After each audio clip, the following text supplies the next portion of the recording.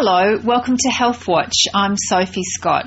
A Tasmanian biologist has become the first Australian woman to win a Nobel Prize. Elizabeth Blackburn has been honoured for her work in the complex worlds of cells and chromosomes. Her research has given scientists insight into ageing and opened the door to new treatments for diseases such as cancer. From budding scientist in Hobart to Nobel Prize winner, Elizabeth Blackburn has come a long way. I got very interested in biology when I was very young, so my mom tells me, and she says that I just loved poisonous jellyfish and stinging ants. She grew up in Tasmania, studied at Melbourne and Cambridge universities before moving to the United States. When she got the phone call about her Nobel Prize win, the molecular biologist says she thought it was a dream. It slowly dawned on me that this might be real, and so I was very excited as my brain cells started to wake up. Medicine runs in her family. Her sister is a haematologist at Royal Hobart Hospital. I think actually it was in her last sort of years at school she probably became more interested in science, and particularly in the final year of her schooling, which was in Victoria. Professor Blackburn shares the award with fellow researchers Jack Shostak and Carol Grieder. They discovered telomerase, an enzyme that helps prevent the fraying of chromosomes. Their work transformed understanding of how cells age and die. It answered one of the fundamental questions that we have about the way that chromosomes work. It is a wonderful day for Australian science, and it is an inspiration for young people, and especially for young women. Professor Blackburn's career hasn't been without some controversy.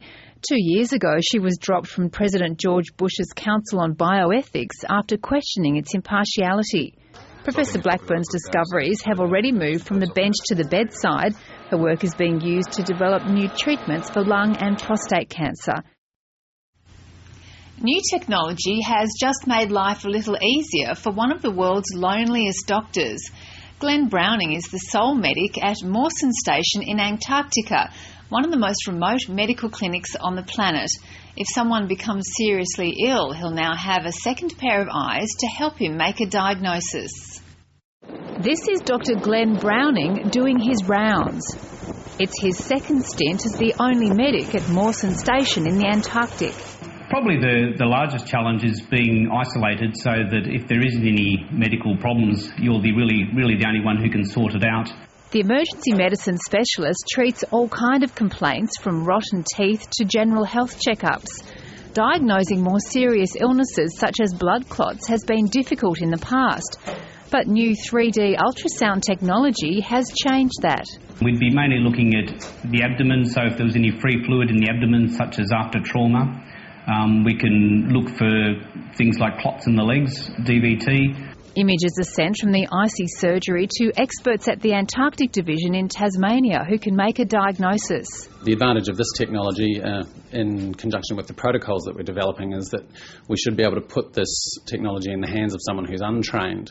And by collecting a whole block of data, a three-dimensional block of data, it shouldn't matter if the exact position of the probe is not exactly where the expert at the other end might want it to be. And that sparked the interest of groups such as NASA. Similar to the Antarctic, astronauts in space are very isolated, and obviously they have no means of evacuating someone a lot of the time. So NASA are interested in this technology from the point of view of being able to get their astronauts to potentially send through images, three-dimensional ultrasound images, to help diagnose problems with their astronauts. As for Dr. Browning, he's hoping he won't have to use the technology, but says it's good to know it's there if he needs it.